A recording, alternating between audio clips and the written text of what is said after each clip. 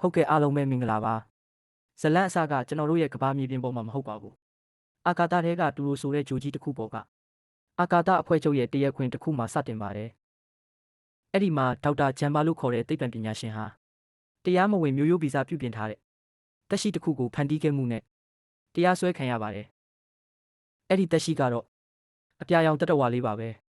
ကြည့်လိုက်ရင်ကိုအာလာဝဝွန်လိုခွေးလိုပုံစံရှိပေမဲ့လက်ချောက်ချောင်းဦးကောင်းမှာအာယုံခံတိုင်တွေနဲ့ကြောကုန်းမှာစူးတွေပါပါတယ်အာကာသအဖွဲ့ချုပ်ဥက္ကဋ္ဌကအပြာရောင်တတဝါလေးကိုမေးပါတယ်မင်းမကောင်းတဲ့စိတ်သက်လေးတခုလောက်တောင်မရှိဘူးလားတဲ့အပြာရောင်တတဝါလေးကဘာလို့တလဲဆိုတော့ဥက္ကဋ္ဌကိုတရွေးနဲ့ထွေးပစ်လိုက်ပါတယ်ဒါကြောင့်အဖွဲ့ချုပ်ဥက္ကဋ္ဌက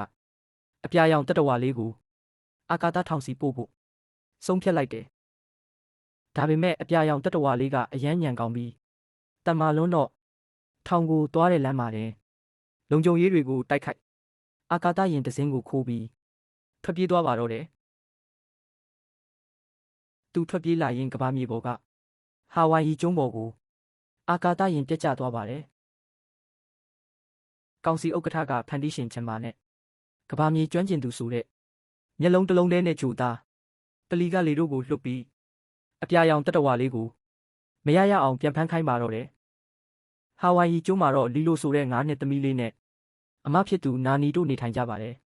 သူတို့မိဘတွေကမိုးကျုံမုန်တိုင်းတစ်ခုမှာကားမှောက်ပြီးဆုံးပါသွားခဲ့ကြတာပါလီလိုဟာထူးဆန်းတဲ့ကလေးမလေးပါလီလိုကတာမန်ကလေးတွေနဲ့မတူပါဘူးအကတင်တန်းမှာတခြားတငယ်ချင်းတွေနဲ့အဆင်မပြေပါဘူးအမဖြစ်သူနာနီကညီမလေးကိုစူးစားပန်းစားစောင့်ရှောက်နေရပါတယ်နာနီကလည်းငငယ်လေးနဲ့အမရောအမေနေရပါဝင်နေရတော့အရန်ပင်ပန်းနေရှာတယ်ဒီအချိန်မှာကော့ပရာဘာဘဲဆိုတဲ့လူမှုဝန်ထမ်းရောက်လာပါတယ်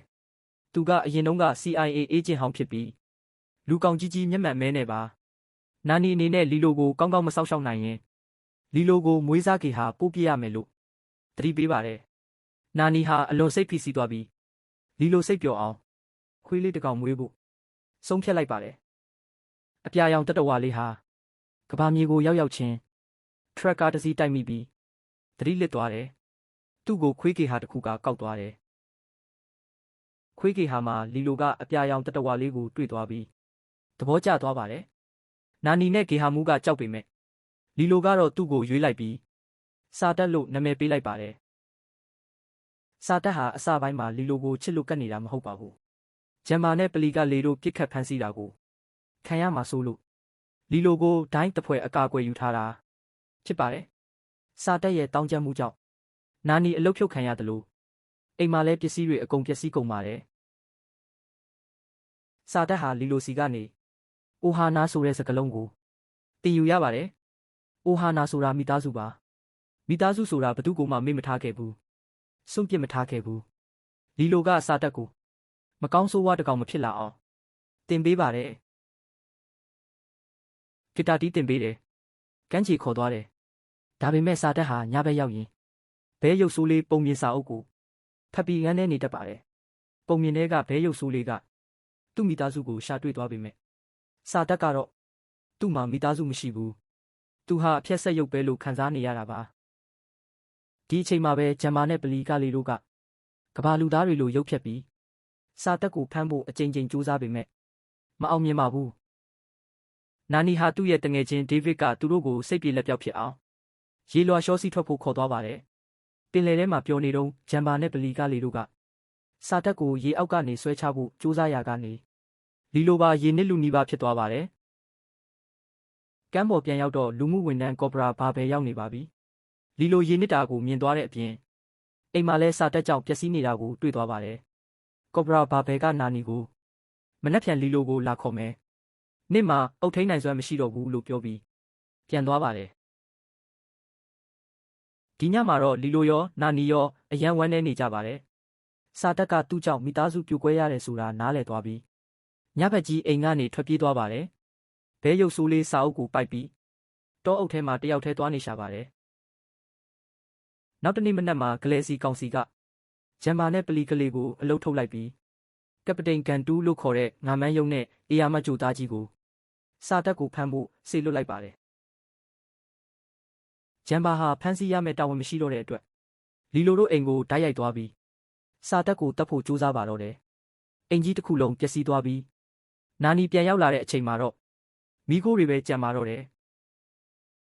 အဆိုးဆုံးကတော့ကပတိန်ကန်တူးရောက်လာပြီးစာတက်ကိုဖမ်းတဲ့အပြင်လီလိုကိုပါမှားပြီးဖမ်းသွားပါတယ်ရင်ပြန်ပေါ်တင်ပြီးအာကာသထဲကိုခေါ်သွားပါတော့တယ်နာနီဟာမြေပြင်မှာကြံခဲ့ပြီးအော်ဟစ်ငိုယိုနေရပါတယ်စာတက်ဟာကန်တူးရဲ့ရင်ပြန်ပေါ်ကနေထွက်ပြေးလွတ်မြောက်လာပေမဲ့လီလိုကပါသွားပါတယ်စာတက်ဟာနာနီနဲ့ပြန်တွေ့ပြီးသူကဂျိုသားဖြစ်ကြောင်းဝန်ခံပါတယ်ပြီးတော့လီလိုကိုပြန်ကယ်ဖို့အတွက်ဂျမ်မာနဲ့ပလီကလေးတို့ကိုအကူအညီတောင်းပါတယ်ဂျမ်မာရဲ့ရင်ပြန်ကိုတုံးပြီးကန်တူးရဲ့ရင်ပြန်နောက်ကိုလိုက်ကြပါတယ်ဟာဝိုင်ယီတောင်တန်းတွေမီးတောင်တွေကြားမှာအကျိတ်အနယ်တိုက်ပွဲဖြစ်ကြပါတယ်နောက်ဆုံးမှာစာတက်ကလီလိုကိုကယ်တင်နိုင်ခဲ့ပြီးကန်တူးရဲ့ရင်ကိုပင်လယ်ထဲပြတ်ကျစေခဲ့ပါတယ်ကမ်းခြေမှာအကုန်ပြန်ဆုံကြတဲ့အချိန်ဂက်လက်စီကောင်စီဥက္ကဋ္ဌကိုယ်တိုင်ဆင်းသက်လာပါတယ်သူကစာတက်ကိုဖမ်းဖို့လုပ်တဲ့အခါစာတက်ကယဉ်ကျေးစွာပဲ